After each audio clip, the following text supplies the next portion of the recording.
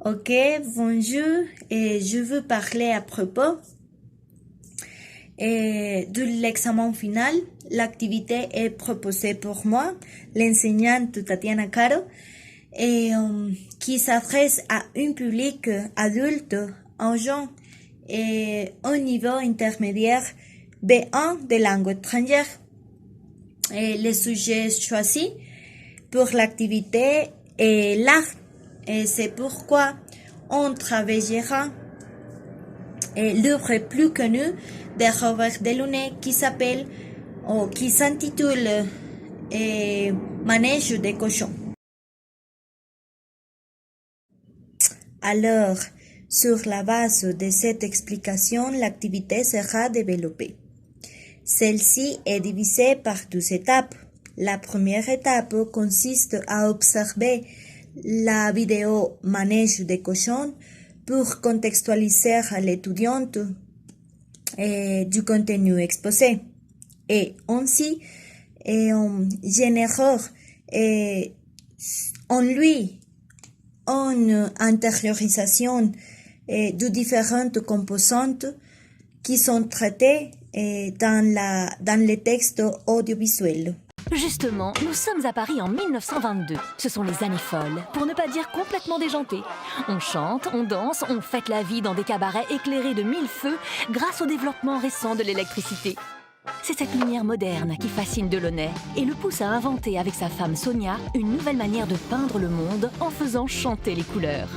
La deuxième activité consiste à ordonner les 10 paragraphes qui structurent les textes en fonction de la vidéo.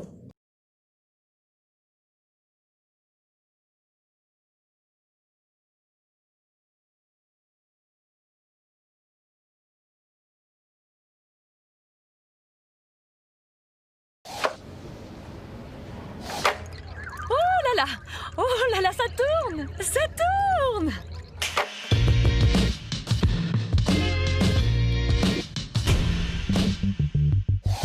Faites un tour dans le manège de cochons de Robert Delaunay, un peintre parisien de 35 ans qui rend hommage à la capitale de son cœur dans cette toile immense. Justement, nous sommes à Paris en 1922. Ce sont les années folles, pour ne pas dire complètement déjantées.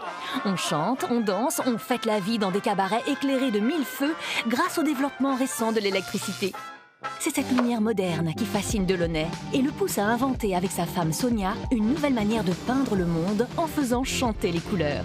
Un nouveau mouvement que leur ami poète Guillaume Apollinaire nommera orphisme. Comme beaucoup de ses œuvres, cette peinture célèbre Paris, ville lumière, qui ne dort jamais. Et c'est bien cela qu'il représente dans cette toile, où se répondent mouvements, couleurs et sons. Vibrations, clignotements, éblouissements. C'est dans les effets de la lumière que Delaunay va puiser son inspiration afin de recréer son dynamisme. Il utilise le principe du contraste simultané en opposant les couleurs entre elles.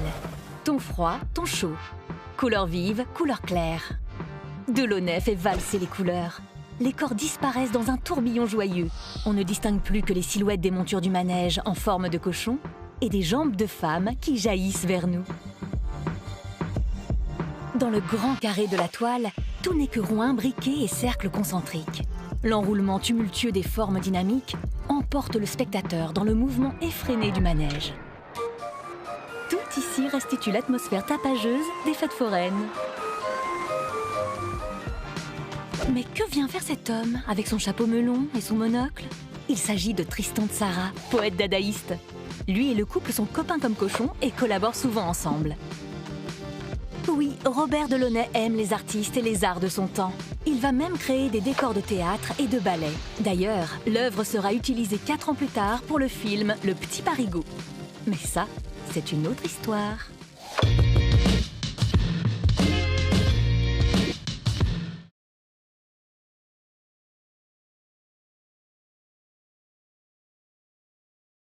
Pour conclure, l'objectif principal est d'évaluer la capacité de compréhension orale de l'élève.